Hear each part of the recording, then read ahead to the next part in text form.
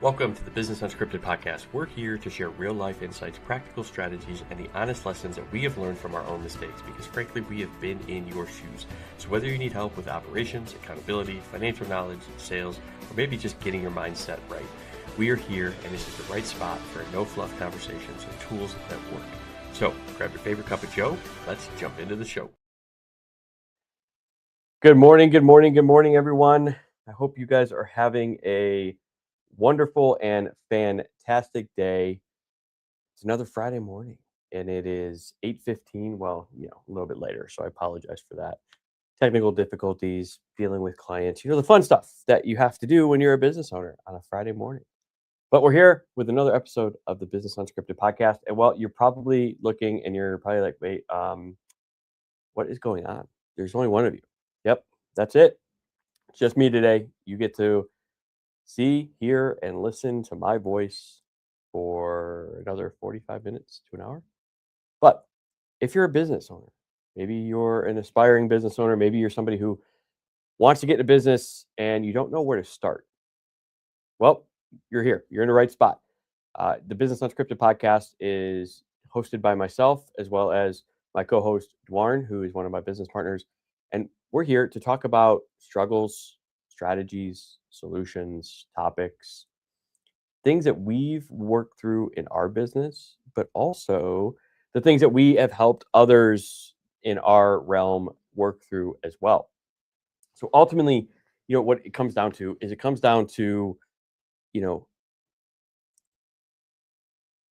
just being there. This is the first step. And I had this analogy I made the other day about whether it's a conversation, whether it's a mastermind session you're in, or whether it's a training or a course that you're going through. And so there's two ways that you can act or be in that situation. And I don't know why I came up with this, but I just had the idea. I like water. I like the idea of running water. And so you can either be a pond, and the pond, visualize, is you, your business, essentially your world, right? And so it's everybody around you, everybody that is impacted by you, influenced by you. And so there's one or two ways when you're approaching and you're learning something new. You can either be a pond that is in the middle of winter and it's frozen, it's got a thick layer of ice on top of it, and really nothing in that moment is going to influence the water underneath the ice. There's no wind, no impact, nothing but like a crashing plane is going to probably break that ice. Now, on the other hand, you can be a pond in the middle of the spring where it's still right now, but wind can affect that, right? And influence the water and the patterns in the water. Somebody, a duck flying in and hitting that water is going to affect that water. And so if you visualize that as yourself, your business, your world, and then you take something like this, a podcast, or you take something like a training or a webinar or something that somebody tells you, and that's a rock that you're holding in your hand right now. So you could be one of two ways towards that information, towards that training, towards that session. And you can either throw the rock, and if you're in the middle of winter and that's how you're cold, you're pretty much covered in ice, that rock, when it hits you, what's going to happen? It's going to bounce off and it's just going to slide to the other end of the pond and nothing's going to happen and you're going to stay the same. And now some of you are okay with that, and that's fine. That doesn't necessarily mean that it's bad, but it also means that you're not going to change. You're not going to be influenced. You're not going to be, looking to make a shift if that's what you're here for. And so the other side, you're in the middle of spring. There's no ice on top of your water. So what happens when you throw that rock or that piece of information into your world, into your world of influence? Well, it makes a ripple, right? The rock hits the water, which is you in that initial impact spot. It hits the water, and then what happens? It ripples out across all the vast areas of that pond. And that's you. It's you, your family, right? It's your employees, it's your coworkers, it's your community, it's your business partners, right? All of that stuff is affected by that pond, by you. And whatever happens that you allow to influence it. So that rock, that piece of business information or that webinar, that training that you went to, are you going to be cold in the middle of winter, or are you going to be, you know, open like spring and take it in and let it influence you and let you grow?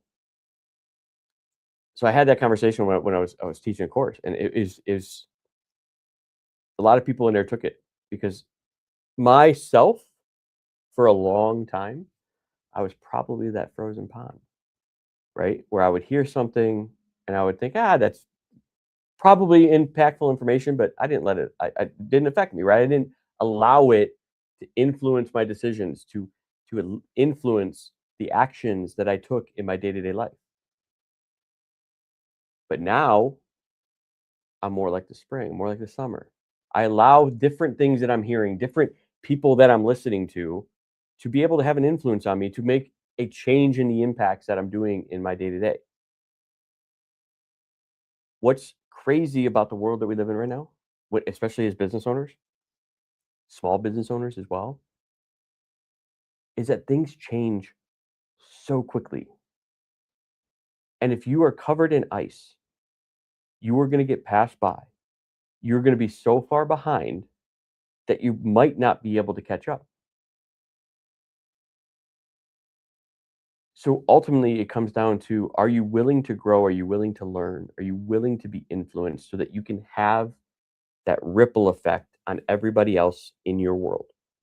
So that you can actually make changes to yourself, make impacts with other people around you. Dwarn, thank you, brother. You were definitely one of those gentlemen that is a ripple effect in my world. So you're in my pond. I hope I'm in your pond.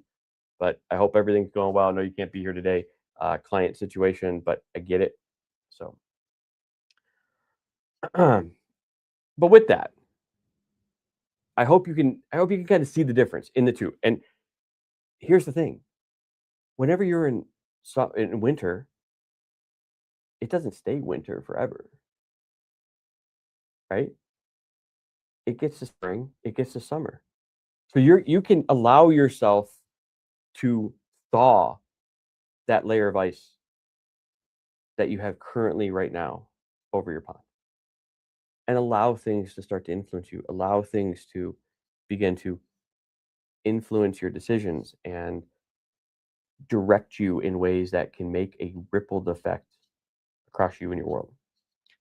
And so that's I guess the first thing to start today is ultimately, whenever you're, listening to a podcast like this, or you're going through a training, or you're listening in a webinar, it's your choice how you want to act and how you're going to react to that. Now, you, as the controller of yourself, have to decide what's important for me to take away and begin to make a change. You don't have to take everything. Everything I say is not going to impact everybody. That's not the goal. Same thing for you. You may be watching and you may be having conversations with your clients or your customers or people around you, and everything you say isn't going to be impactful to them in that moment. But the idea is that there's something there. That's what helps build up your expertise. That's what builds the trust that you have to build with your potential clients and your customers, is that you continually say things, you continually make changes in your day to day that prove that you're willing to make the effort. You're willing to do what needs to be done in order to grow, in order to be successful, in order to make an impact to not only yourself, but everybody around you, your employees, your family, your community.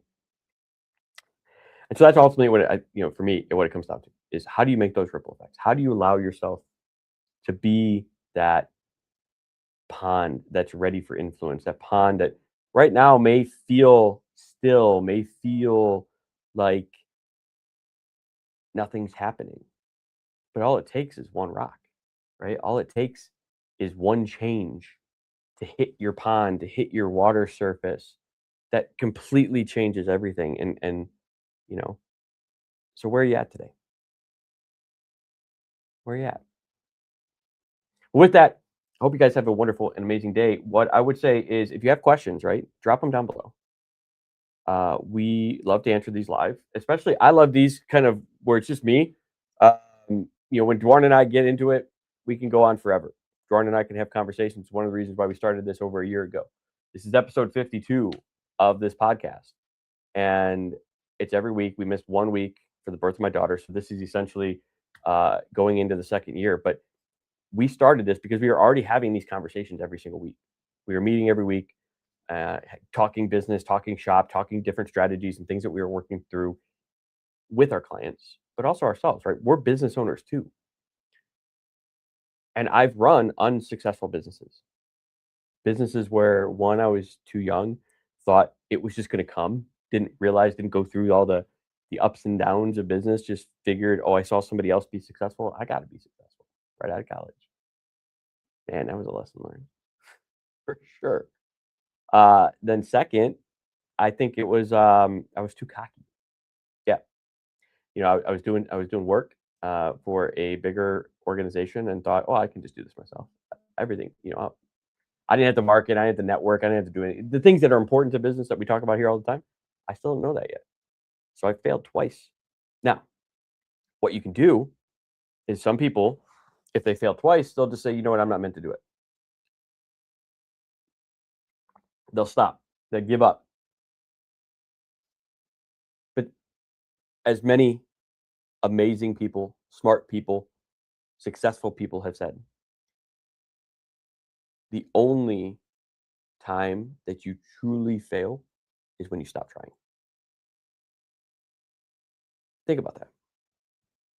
You only fail if you stop to try. Because what happens? If you continue to get up, push forward, you learn. You say, okay, that didn't work. What am I going to do next time? And sometimes that requires you to put your tail between your legs, maybe go back, get a job for a little while, save up a little more money, build up a little more expertise, and then try again. But don't ever just throw in the towel. That's the only time in business and in life when you actually lose. Because if you continue to get up, if you continue to push forward, you continue to learn, you can make it happen. So here we are. I'm in the middle of the third attempt of running a successful business. And for right now, we're good. I'm being successful. We're helping clients. We're doing everything that we want to do. Are we at where I want to be? No, not yet. But here's the thing. If I stop, if I just accept that and say, well, I'm successful now, that means I'm going to be successful for the next 10 years. I'm going to fail. You have to continually evolve. You have to continue kind of move forward and shift. And so for me, I could fail next month. Who knows? So that fear of failure is not what's holding me back. It's actually what's keeping me growing, keeping me learning, keeping me evolving.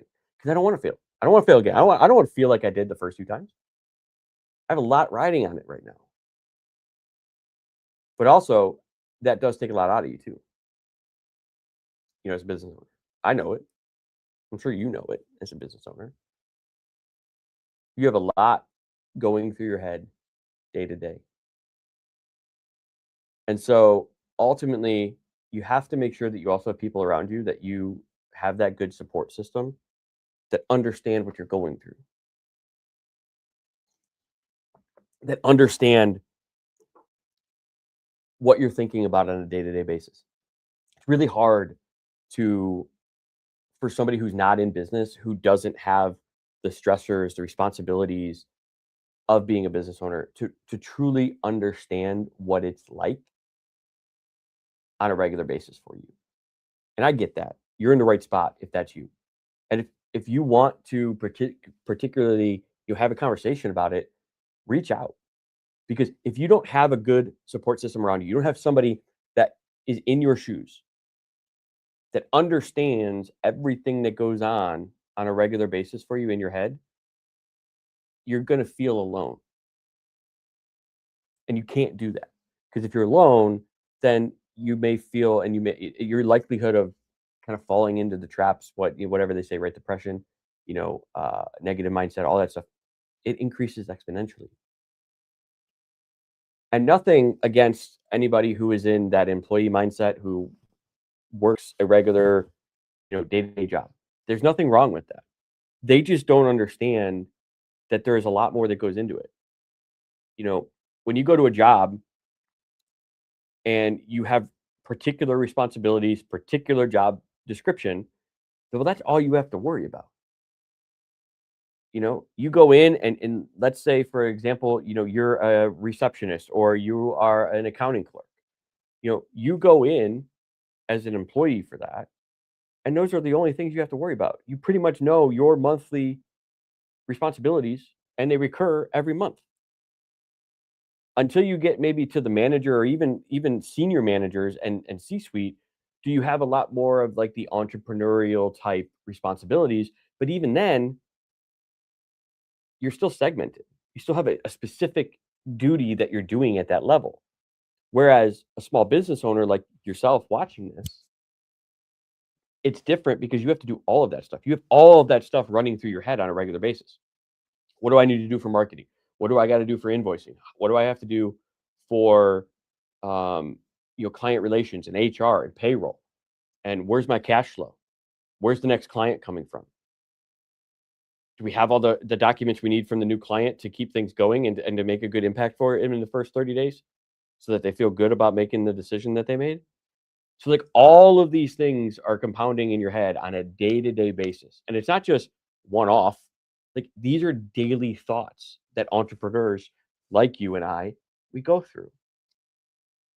And you can't expect, because it's not fair to them either, somebody who goes into a job on a regular basis to truly understand. And if you're one of those people who are an employee and you're listening to this and you have somebody who is an entrepreneur in your world, in your realm, you have to understand that too. Give them that support that they're thinking of so much more, especially if it's your significant other, your spouse, and you don't understand it.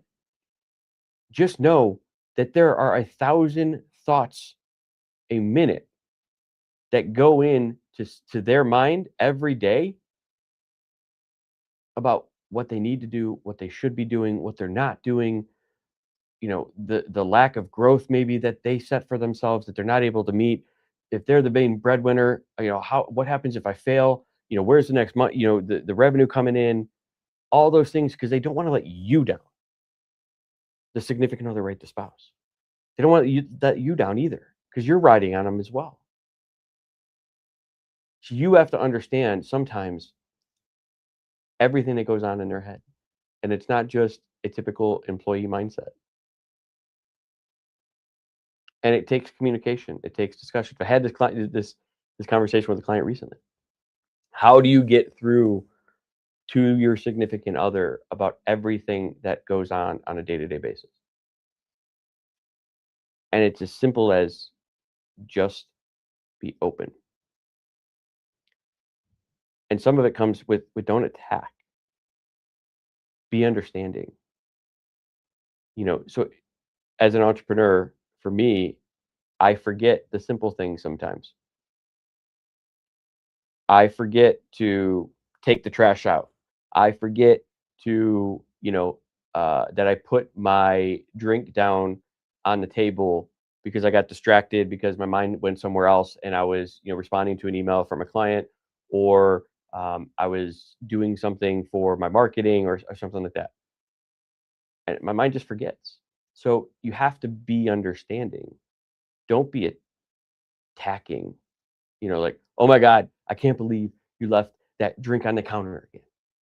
And I'll say this to my fiance, right? She is that way. It wasn't easy at the beginning for her to be that way. And I think it's always still going to be a work in progress. And it's a work in progress on my end. I'm not saying just because I'm a business owner that I get a pass to just forget all the easy stuff. A lot of times it's on me too.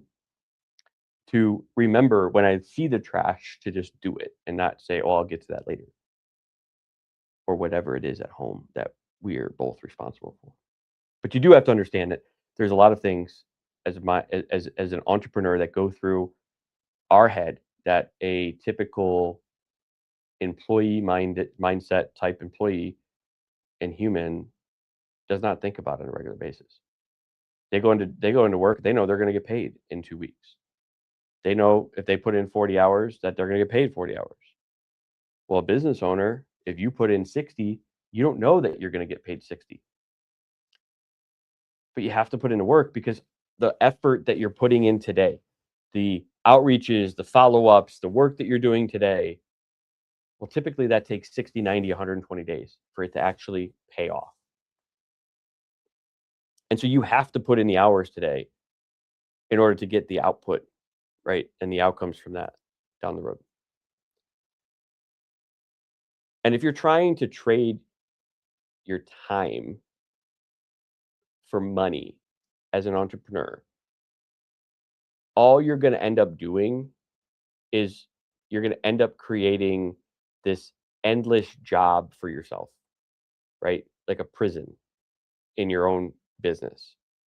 Because if your time is what's actually making money in the business, you're not running a business, you're running a job. And you're basically responsible for all these extra stressors to just be a slave to your business. So if you actually want to grow something that's scalable, you have to start thinking like a CEO. You have to start thinking, how do I get myself out of the day to day? How do I get myself out of everything relying on me?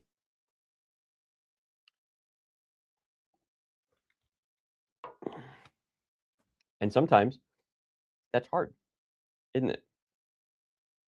If you're watching this right now, and that's you, I want you to actually think through the weekly processes, the client deliverables, the meetings, etc., that you have to do.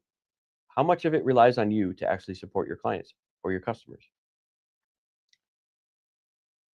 If it's all on you, and your ultimate goal is to try and grow something bigger, to have a greater impact, then you have to start documenting now your processes. You actually have to start thinking, what am I going to outsource? What am I going to free my time up? I've had so many conversations with clients recently and in the past that they're the bottleneck. Everything flows through them. Pricing decisions, estimates, invoicing, new employee decisions. If you have a team around you, but yet everything still relies on you, what exactly are you're doing? You're locking yourself into a job. You can't ever get away. And so these are things that you need to think about if you're just listening to this and you're just getting started, or maybe you're in your first year or two in business. You should still think of that end state. What is your ultimate goal for your business? Why did you get into business? What was that initial feeling for you when you got into business that encouraged you to finally take that leap if this is your first shot? And you have to think of what that end state is, because it's going to drive all your decisions leading up to that. I say this too. It's like trying to go on vacation. If you start a business and you don't think of your end state and you're just trying to do the day to day, right? It's like going on vacation without having a destination in mind. You can't do it, right? Especially nowadays, you need to plug in where you're going in order to get the best price on whether it's a plane, a boat, a car. You got a rental car, a train, a train. You need to know how you're going to get there. And so you have to have that destination. You have to have that roadmap. And then once you decide the medium of how you're going to get there, the mode of transportation, well, now what's the direction? What's that map look like? And I'm old as shit. So I remember when we went on family vacations, you used to have to go to like AAA, and you used to have to get like the little triptych like map. And because we didn't have phones, right? We didn't have Google and all this stuff that everybody gets spoiled by now. Me, myself, and I. But you used to have to go get a map, and the person would like actually highlight, right? The route from where you are and where you wanted to go, and they knew where the construction zones were, so they would actually help detour you because it didn't automatically detour you like we have right now. We're so spoiled with our navigation systems in our car nowadays. But that's you and your business right now. You're trying to take a trip. You're trying to get to that end goal that you've set for your business, but you have no map. You have no way of knowing how you're going to get from A to Z. You're just trying to wing it. And that's the worst thing you can do because you're like me, a business owner who comes from one area of expertise. You're not going to know everything right from the get go. It's really hard for you to know everything right from the get go. So, how do you expect that you're going to get from A to Z right from the get go without understanding what the map looks like and how you need to get there? It's hard. Business is hard. It's a reality. It's not easy. A day to day, putting 12-hour days in, not knowing if you're going to get a client that day or not. It's hard. It's the reality of it. And still, the reality of it is that more than half of you and I, included in that stat, are more likely to fail. 82%, 82% of business owners fail because they don't have great cash management in their business. They have one account. They try to run everything out of that account. When there's money in there, they think they have money and they spend it and they think they're investing in things that are good for their business,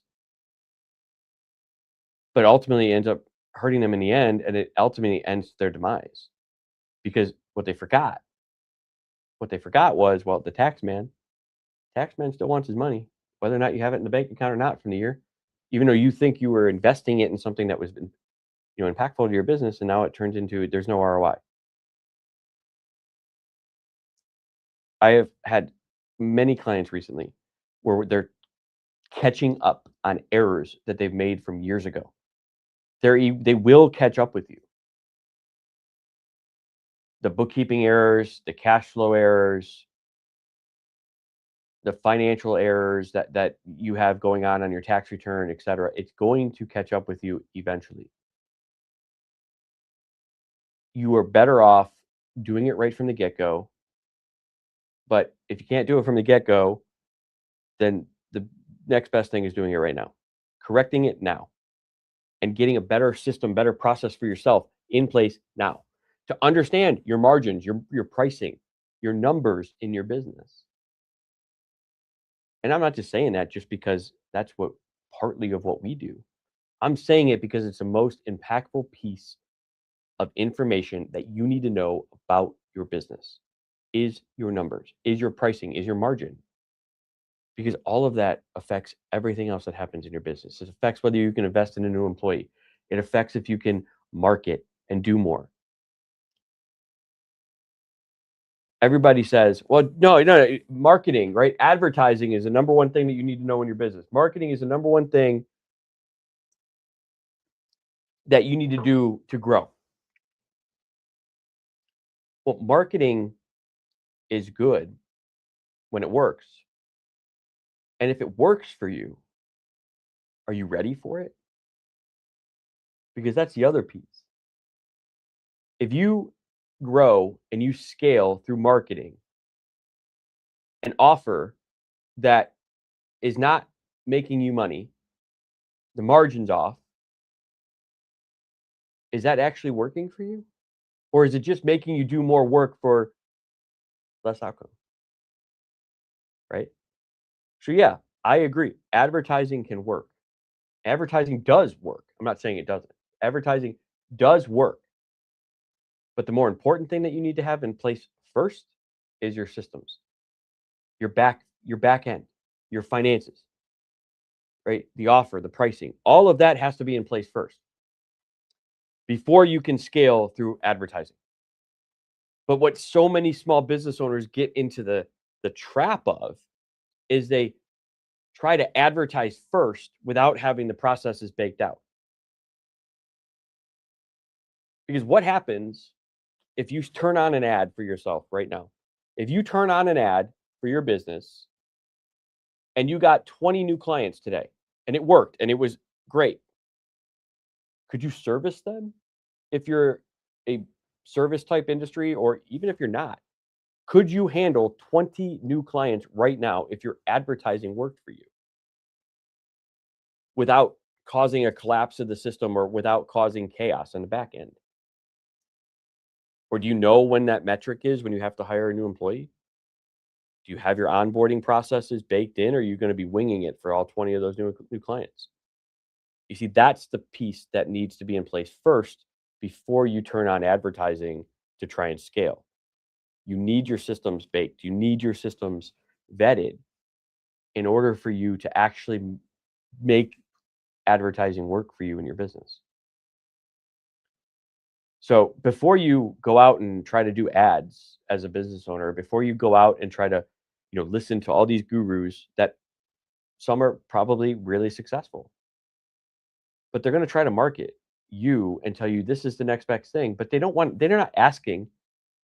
And let me take that back. Maybe the good ones do. I haven't had a conversation with one yet, but maybe the good ones actually ask, do you have your systems in place?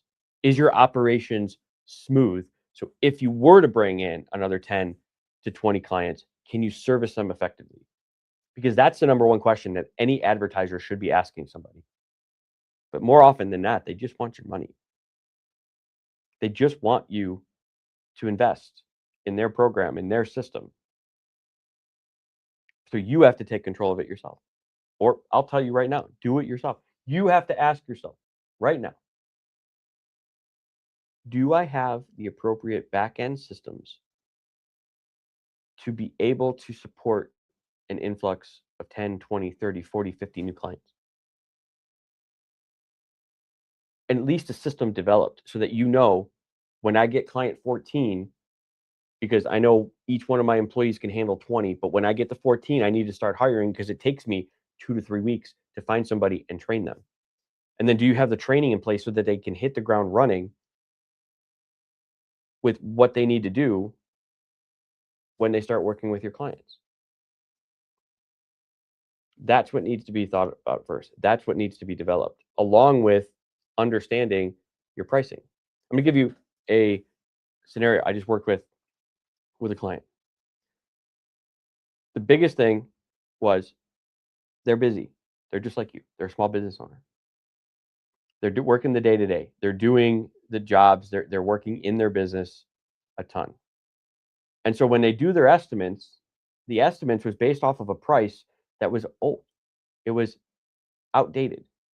But they were still using it because they thought, well, I was getting a 40% margin before. So if I just use the same number, I'm still going to get a 40% margin. So when we broke it down, we sat down and we actually worked through about 5 recent invoice estimates that were put out. And we actually calculated what went into those jobs based on the estimate. And not just a direct cost of goods sold, right? But when you price things, you have to include a lot of those indirects that still are only being paid because you're doing that service line or you're doing that project.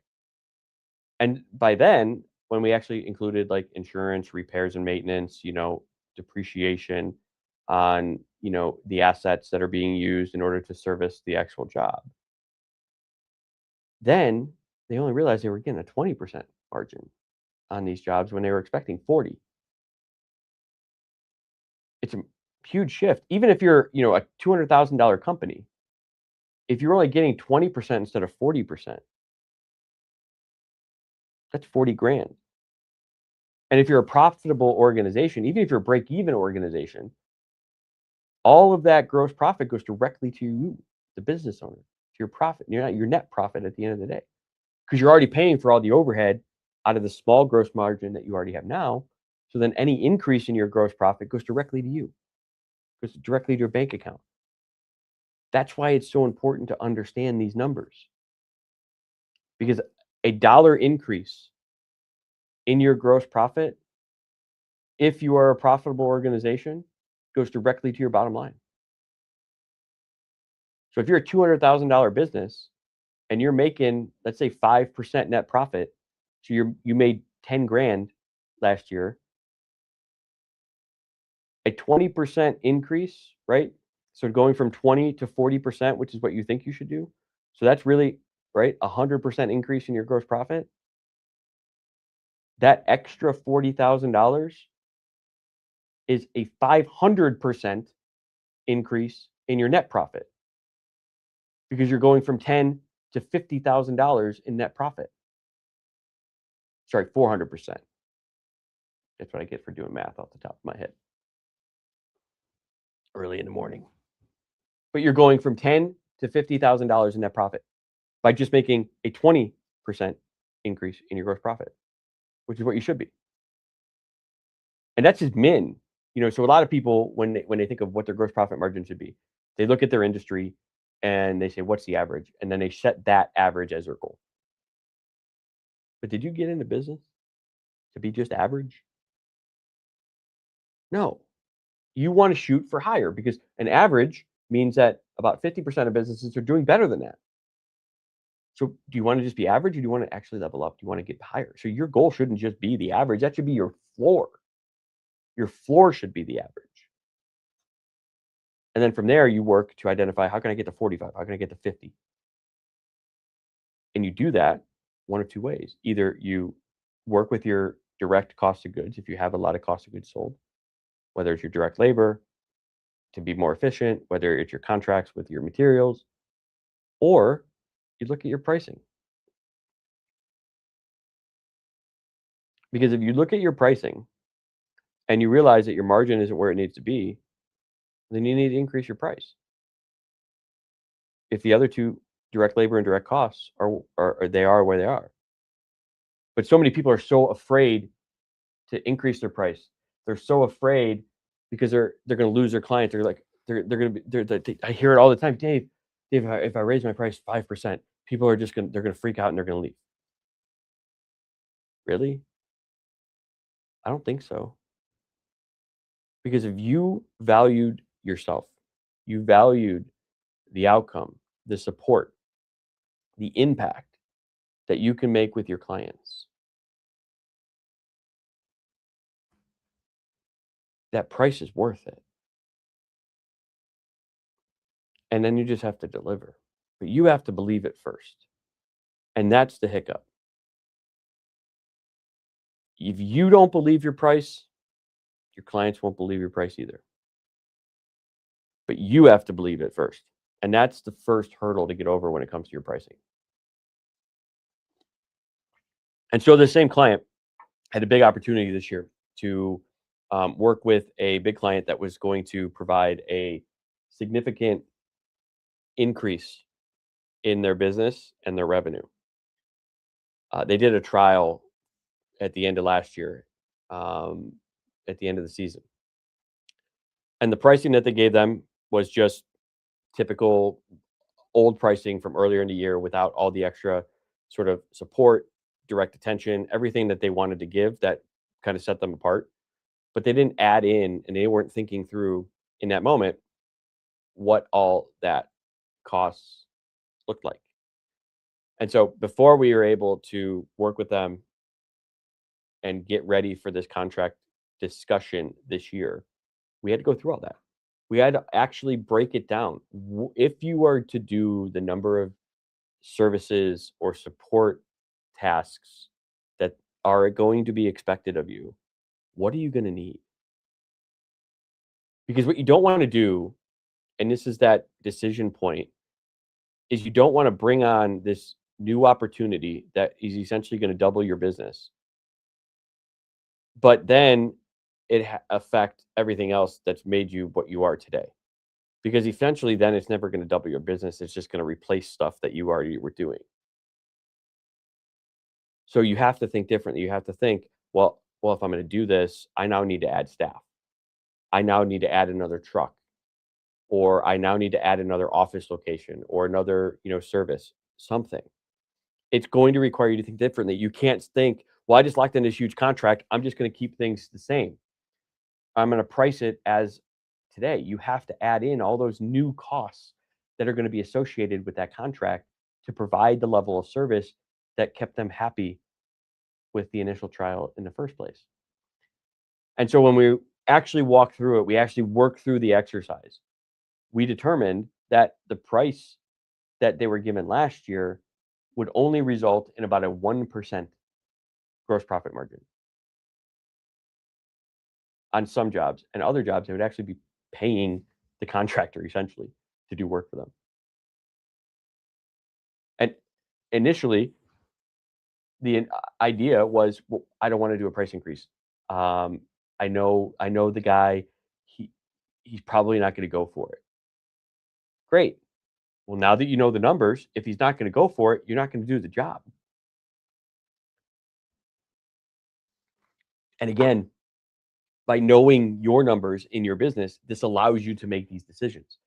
It allows you to have the comfort knowing that you said no because it was going to lose you money. And I had this back and forth with, oh, I don't remember, it was a couple months ago, right? Where, um,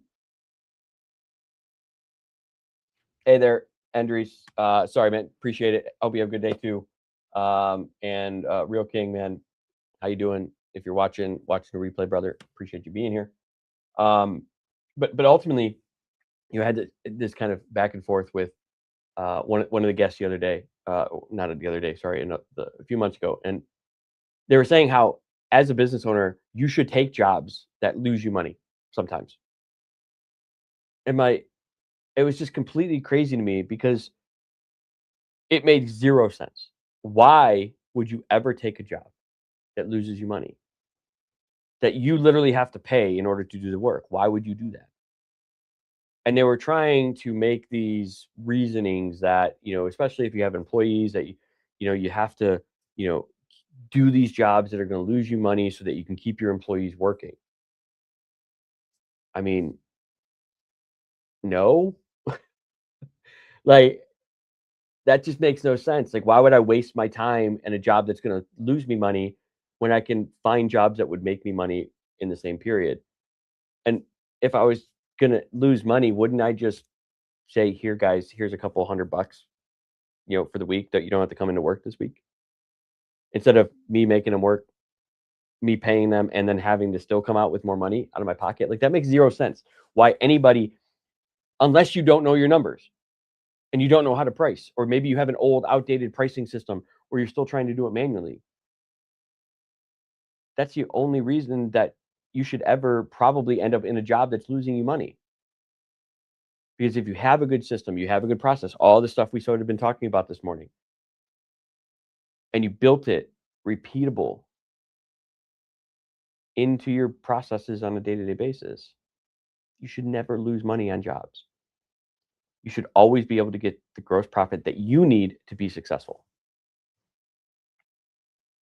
And so, back to the example, we were able to arm the client with the information needed to have the conversation about where the pricing needs to go, and gave a couple options.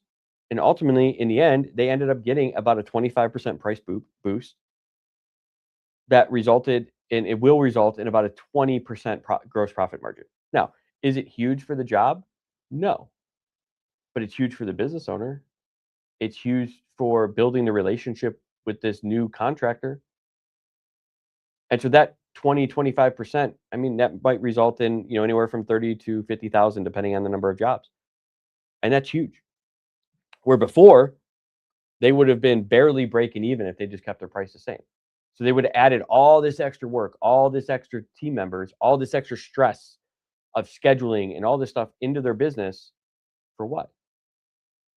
For the same money in the cash account that they have now? It would have made it worse, actually. So in the end, you have to build these processes in place. You have to build these things into your business. And if you don't, you'll end up in that situation. You'll end up pricing yourself out of a business. So don't guess on your pricing. Don't guess on estimates that you're giving to potential clients. Be realistic. And if it results in you not getting that job, great, because it's not going to cost you money. It's not going to cost you time. Because those are the two things, the two most valuable resources in your business. The first is obviously cash flow. Don't just take a job because you feel like, well, I need this $10,000 job. And then think that you have $10,000 coming in, because in reality, if you don't know your numbers, that may only result in 2 grand for you. But you're trying to solve a $5,000 hole. And you think you solved it by signing a $10,000 job. But if you don't know your numbers, now you're starting to take some of those, cost of goods sold, and you're spending it on other items before paying for the job. And now you dig a bigger hole for yourself.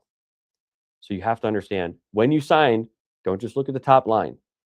You need to understand your gross profit on that job, because that's the number that truly begins to run your operations and help you solve holes if you do have a hole in your business right now, not the top line. So we talked for about 45 minutes, which I like to keep when it's just me going back and forth, so that you guys don't have to listen to just me for that long. But I encourage you, take something from today's episode, whether it was pricing, whether it was the systems, whether it was the operations, anything. See yourself as that spring, that summer pond that is willing to accept that stone of information or that webinar or that teaching being thrown into their pond that affects them, that makes you change and have those ripple effects to everybody around you in your world. I encourage you to think through that today to tomorrow. And what are you going to do differently? What are you going to do differently tomorrow than you are doing today that's going to have an effect on not only you, but everybody around you? So with that, I hope you guys have a wonderful and amazing day. I hope you have a great week. Look forward to seeing you again next week. Dwarren will hopefully be back. If you're interested in being a guest on the show, if you're a business owner and you have some educational topic or information that you want to have a conversation about, we encourage you down below. There is a link for you to join one of the future episodes. We'll have a conversation, see if it makes sense for you to, kind of fit with the show and with the jive. But if you have questions, share them. You can send us an email. Or you can just shoot it down below in the comments. Or if you're connected with us, DM us, either me or Dwarren. And we'll either directly answer your question, or if we feel like it's a question that would be impactful for the masses, we will answer it live on the show as well. But with that, I hope you have a great week. I appreciate you all being here. Again, we're on a mission to impact 1,000 business owners by the end of 2028 with Triumph Business Solutions. So hopefully we're on the path for that. We're on that journey. So if you got something from today, mind sharing it? Share down below. What was the most impactful thing that you took out of today's episode? And then do me a favor. Like the video. Make sure you're subscribed. And then share it. Tag somebody. You don't know who's in your network, right? That's a business owner that might also take something from today's show.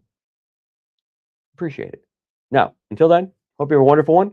And until then, I'll see everybody in the next one.